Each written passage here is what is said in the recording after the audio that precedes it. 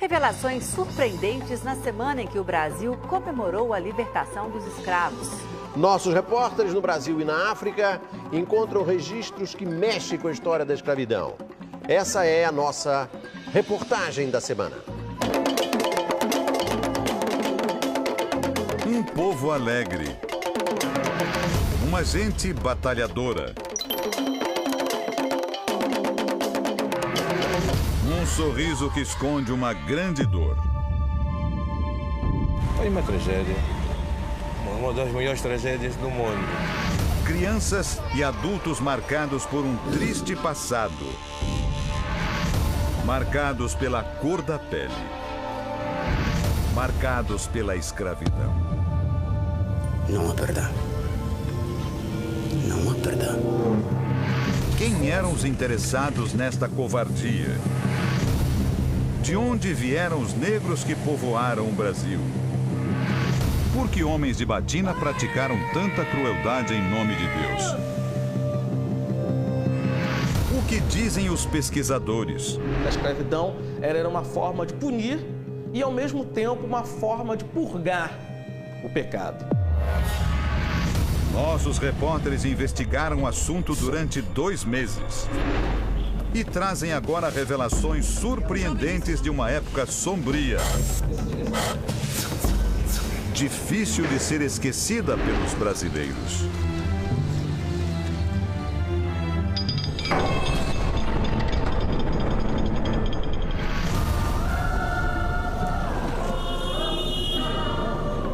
Luanda, capital de Angola. É deste país, que foi colônia de Portugal, assim como o Brasil, nosso ponto de partida. Estamos atrás de pistas que nos levem à verdadeira história da escravidão.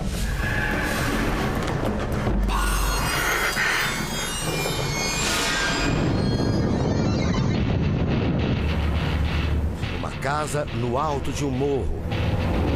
O Morro da Cruz. Uma capela que definia o destino de milhões de pessoas.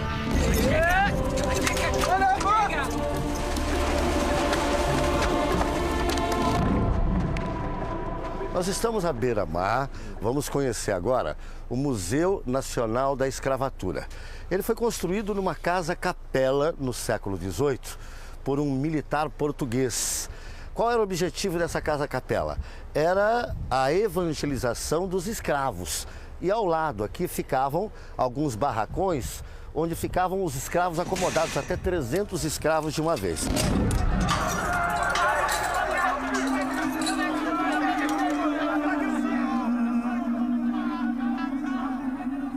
A Angola produzia escravos na época. Absolutamente. Era um grande negócio. Era produtor de escravos. De escravos. Era quase a única matéria-prima que produzia Angola. Além de historiador, Simão Suindola é representante da Unesco no país. Ele nos explica que esta grande área abrigava depósitos de seres humanos. Nem as crianças escapavam.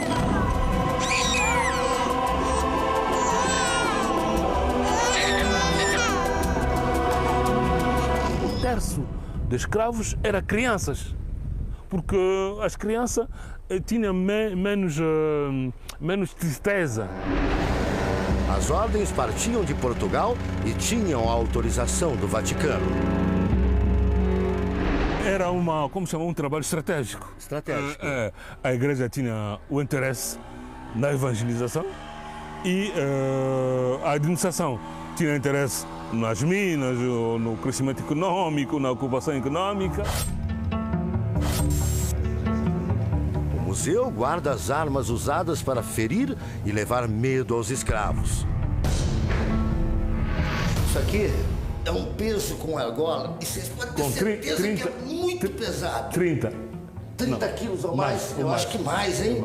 Porque está muito pesado. E o que acontece? Não dá para fugir. Colocavam as correntes aqui e a corrente no calcanhar, aqui na perna do escravo e preso a esse peso, para ele não fugir. E quando ele tinha que se deslocar, andar de um lugar para outro, o que ele tinha que fazer? Pegar esse peso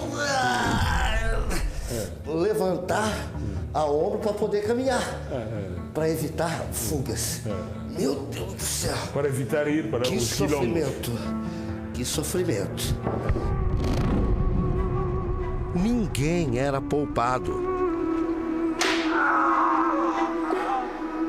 Um chicote de couro e pau, usado pelo capataz para reprimir o escravo. Isso aqui é um outro tipo de corrente. Ela era presa ao calcanhar, aqui está a corrente, e em volta do pescoço uma espécie de colar aqui também. São colares, Colares. diferentes.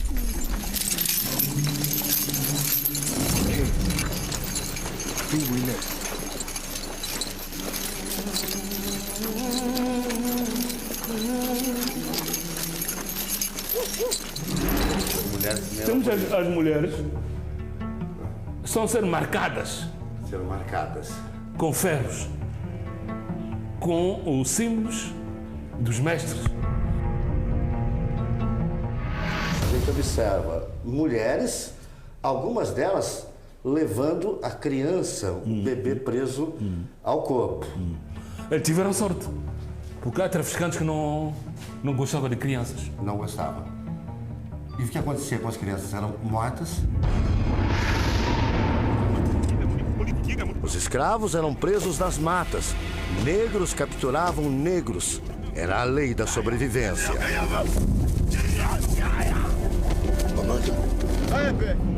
Hoje, os pesquisadores já não têm mais dúvidas.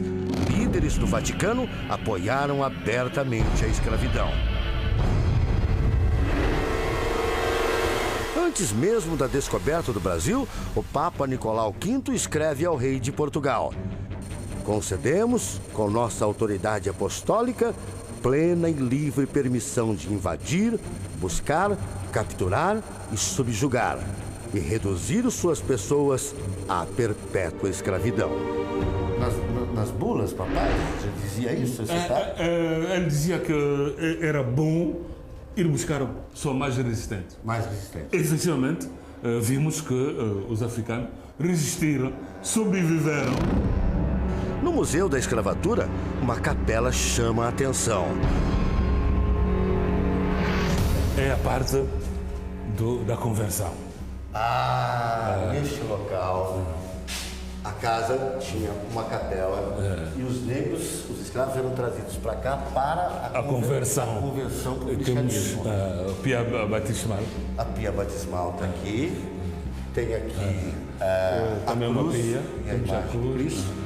Ou seja, os negros viviam entre a cruz e a chibata.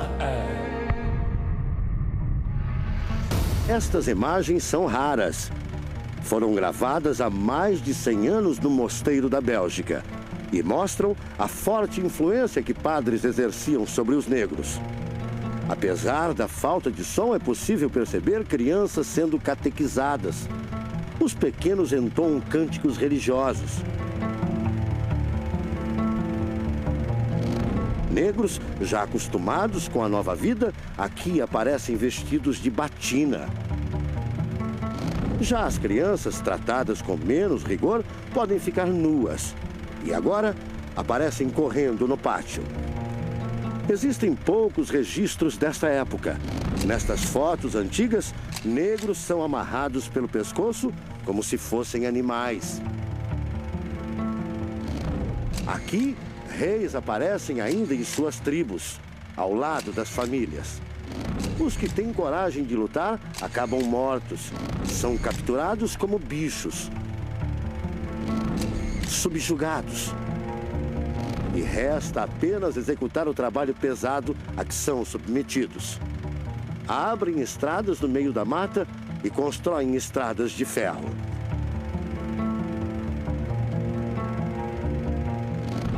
O Vaticano criou um discurso para legitimar a escravidão. Classificou os negros como pecadores. Por isso, deveriam sofrer para buscar a redenção. A mão de obra negra foi utilizada, né, para todo tipo de trabalho, né? A igreja, portanto, se beneficiava disso também, né?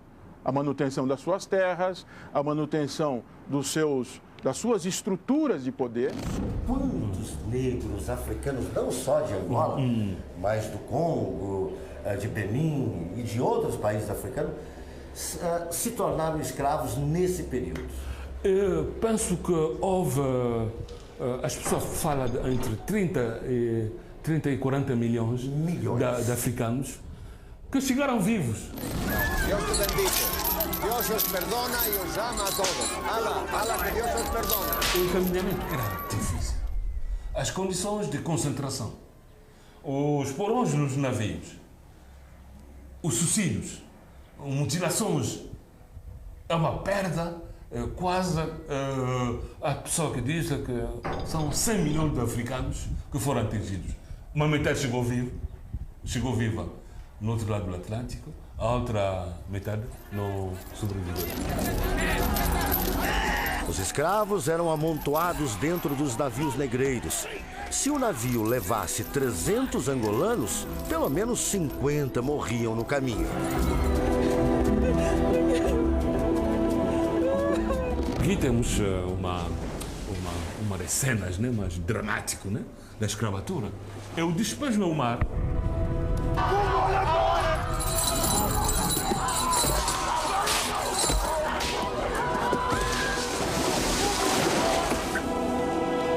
Depois do batismo que simbolicamente eliminava os pecados dos escravos negros, eles eram trazidos para a parte externa, eram encaminhados por aqui, levados até o mar, em pequenos barcos, eram transportados até o alto mar, onde ficavam os navios negreiros. Era assim que acontecia, os pecados ficavam aqui. Absolutamente. E era homens novos, né? Homens novos. Para novo mundo. Para um novo mundo. A última vez que eles pisaram em terra africana e avançaram pelo mar para ir para o Brasil. Muitos, pela última vez, pisaram em terra firme aqui. Onde numa viagem sem regresso.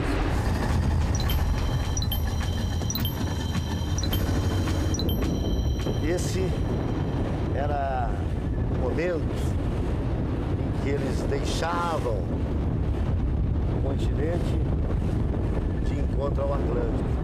Imaginem o pavor, o medo, o sofrimento. Os navios portugueses saíam daqui direto para o Brasil. Uma viagem que podia durar mais de 40 dias. Eles desembarcavam nos portos brasileiros e eram submetidos a duras jornadas de trabalho com quase nenhuma água ou comida. Confrontados, os padres da época citavam Santo Agostinho. Quem é vencido por outro fica escravo de quem o venceu. Uma dessas explicações era que a escravidão era fruto do pecado, né? Então, o pecado de alguns homens, né, legitimava o fato deles serem escravos. Nossa busca continua. Deixamos Luanda, a capital de Angola, rumo ao interior do país. Viajamos horas pelas estradas. Uma busca incansável por respostas.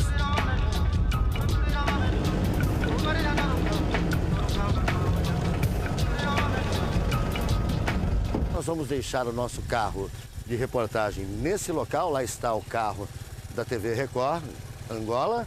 E vamos pegar carona. Vou com o José Manuel aqui, mais 2 motos para nos transportar. Vamos até lá para conhecer mais um pouco dessa história terrível. Vamos, José Manuel?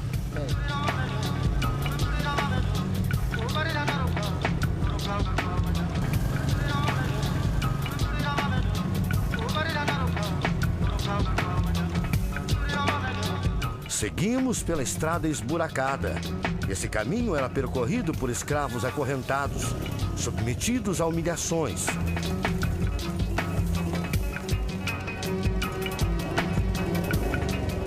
Nem a bela paisagem era capaz de aliviar a dor.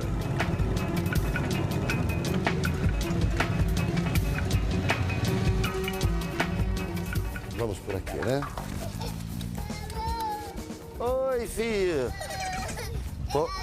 Poucos acostumados à presença do homem branco, as crianças acabam estranhando, ficam assustadas com a nossa presença, saem correndo. Não é nada, filha. Não é nada, querida. Oi. Boa tarde, senhora. Assustamos as crianças, desculpa.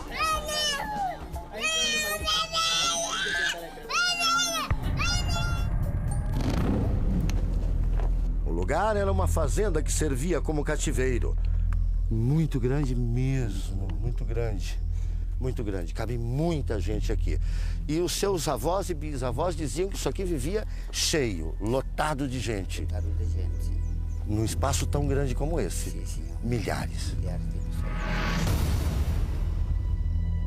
Os escravos ficavam presos à espera dos navios que chegavam 3 vezes por mês. Mas nesse ambiente existiam vários. E preso a esse ferro, tem um buraquinho aqui, existiam uns argolões. Esses argolões eram presos aos braços dos escravos e aqui eles ficavam presos, pendurados aqui. Eram aqueles rebeldes, eram castigados. Momentos de muita dor e sofrimento. Uma comunidade vive aqui. São descendentes de escravos. Ainda vivem com hábitos antigos.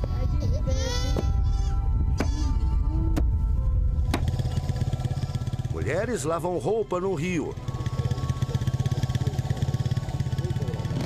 Hoje podem sorrir.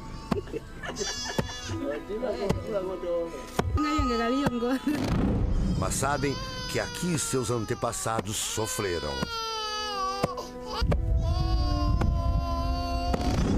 Sentimento muito triste. Imagine naquela hora que os outros estavam sendo castigados daquela maneira.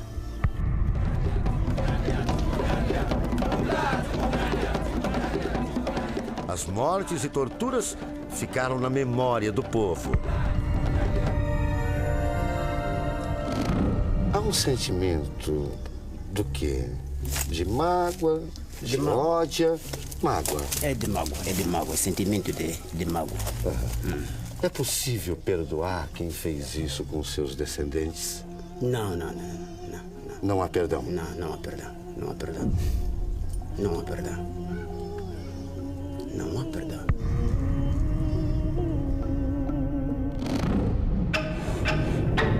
Nossa busca por mais respostas segue para lugares ainda mais distantes. Percorremos centenas de quilômetros.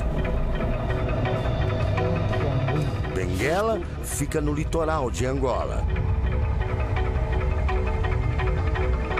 O local era um dos principais pontos de saída de escravos para o Brasil. A entrada dos escravos dos navios seguia um ritual. Eles eram transportados daqui para o mar, passavam por ali. E o que nós vamos observar ali? Vejam, a fachada de uma capela, tem até um sino lá, dá para a gente observar bem. Eles eram batizados, mudavam de nomes, batizados na Igreja Católica, mudavam de nome e aí sim eram levados para o mar. Do caminho dos escravos sobraram os rastros. As ruínas do cais de Benguela, de onde saíam os navios negreiros, invadem o mar. A cruz indica a presença dos missionários do Vaticano, presentes desde o começo da escravidão.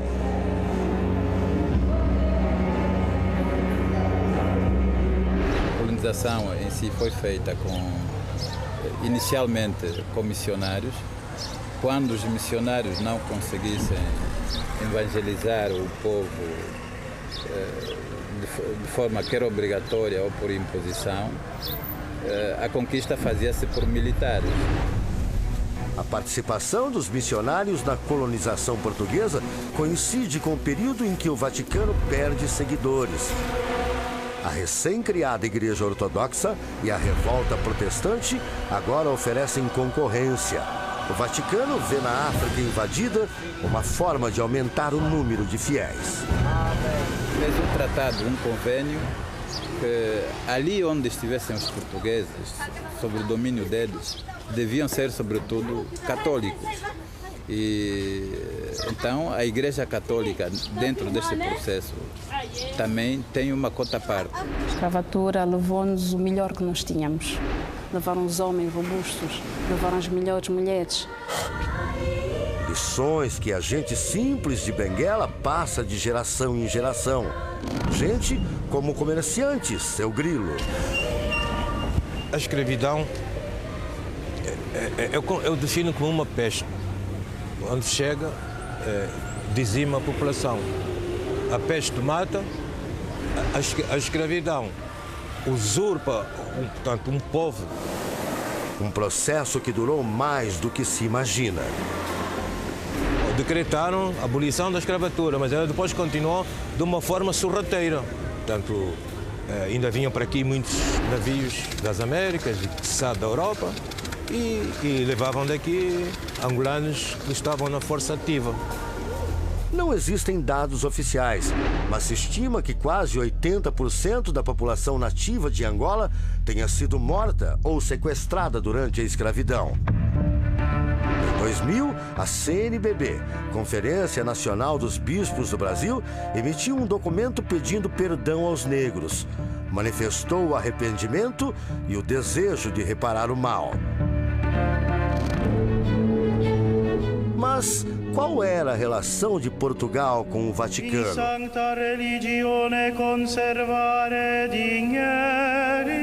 Por que interessava ao Papa apoiar a escravidão? Nosso correspondente em Portugal foi atrás destas respostas.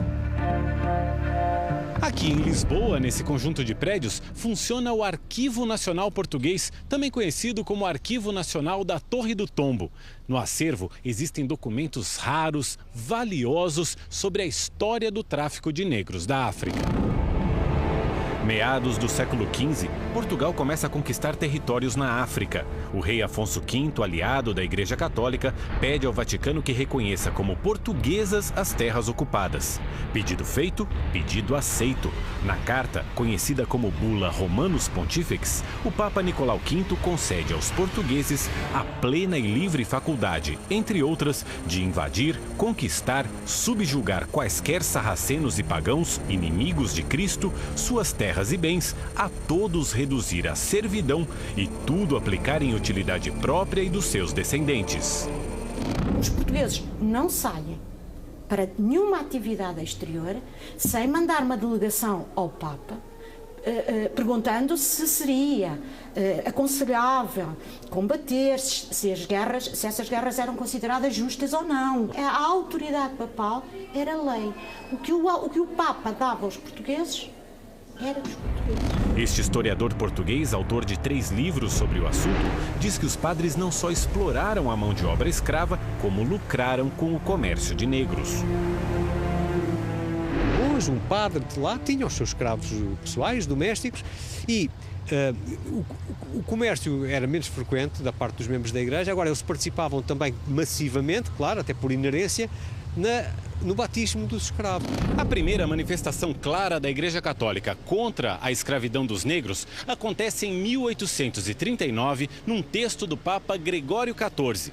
E um pedido de perdão só é feito 500 anos depois do descobrimento da América. Em 2005, o então presidente Lula esteve no mesmo local onde João Paulo II reconheceu os erros do Vaticano. Chorando, Lula mandou um recado ao povo da África. É uma boa política. Je pense que c'est une bonne politique. Dizer ao povo do Senegal, au peuple du Sénégal, e ao povo da África, et au peuple d'Afrique, pardon pelo que fizemos par ce que nous avons fait aos negros. Au noir.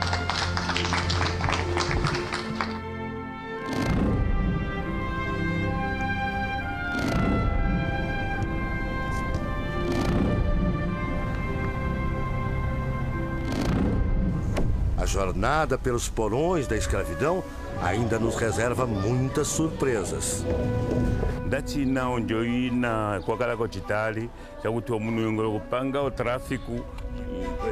O Soba, o líder local, faz questão de manter vivas as dolorosas marcas do passado.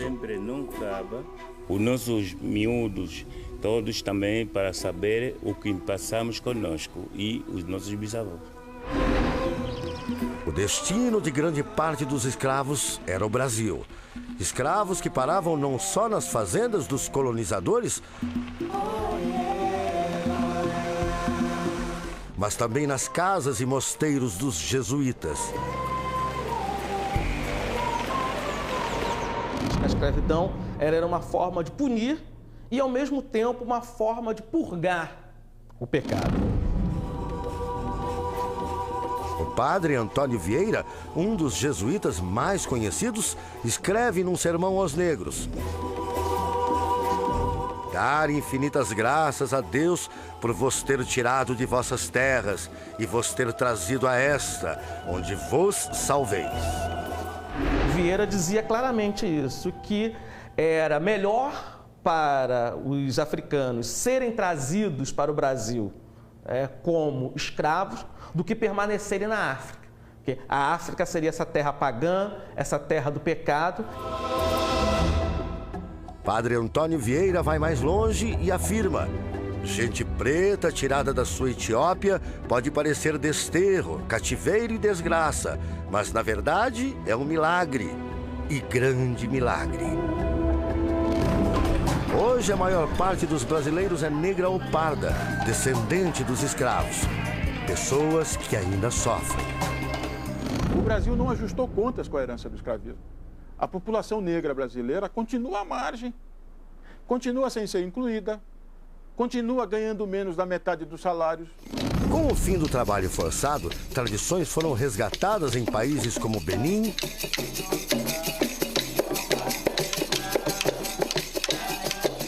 e Gana. Em Angola, crianças se divertem.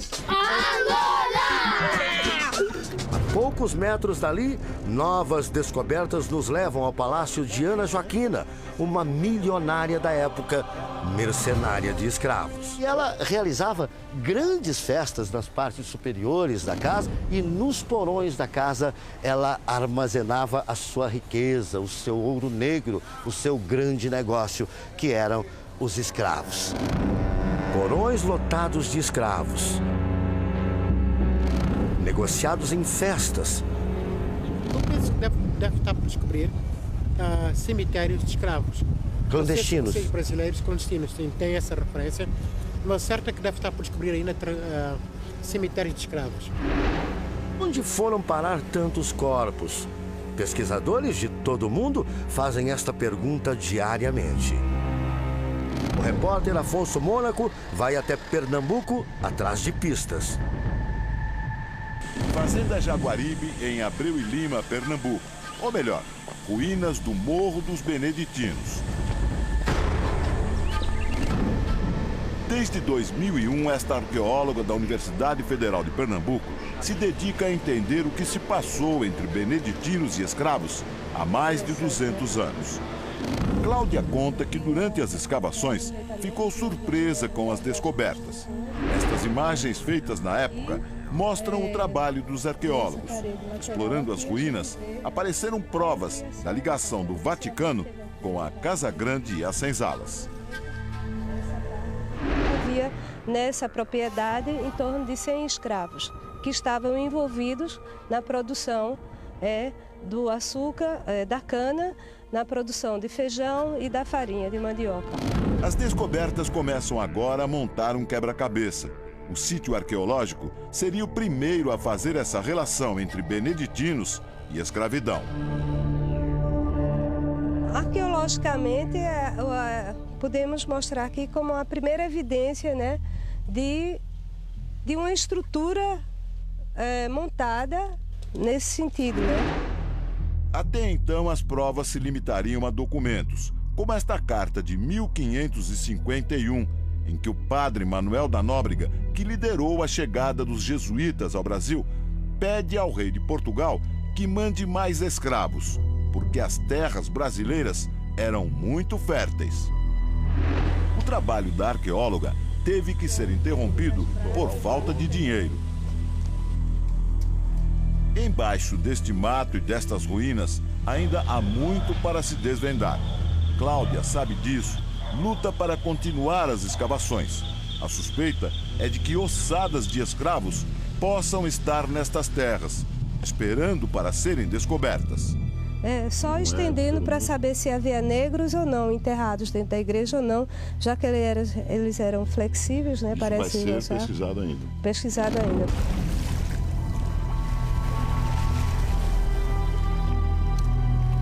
De volta a Angola. Nesta igreja católica, também construída por escravos, está enterrada a cabeça de Dom Antônio I, rei do Congo, decapitado por discordar da exploração de seu povo. É aí que está a cabeça do rei do Congo. É aí. Angola se tornou independente de Portugal apenas em 1975. Ana Bela nasceu poucos dias antes. Cresceu estudando o assunto. E os escravos reprodutores, não é? Aqueles escravos que dormiam com as escravas a fim de reproduzirem mais escravos que os fazendeiros tinham. Esses escravos reprodutores eram os melhores escravos que desempenhavam essa função. Não eram escravos débeis, não eram escravos fracos. Angola preserva a história para mostrar ao mundo o que sofreu. O espaço em que fica o Museu da Escravatura vai crescer, ganhar novos prédios. Mas a capela não irá desaparecer. Vamos guardar essa casa. É a prova do crime. É a prova do crime essa casa, esse museu. Contra o povo angolano. Quem passa por aqui sente o peso dos erros de quem praticava crueldades em nome de Deus. Eu já vi aqui adeptos a chorar. Chorando? Chorando porque a igreja participou nesta tragédia e vi adeptos a rezar. Pedir perdão. Pedir perdão, a chorar, a pedir perdão a Deus. É o diabo que entrou nas mentes dos cristãos naquele tempo. É um lugar de emoção histórica.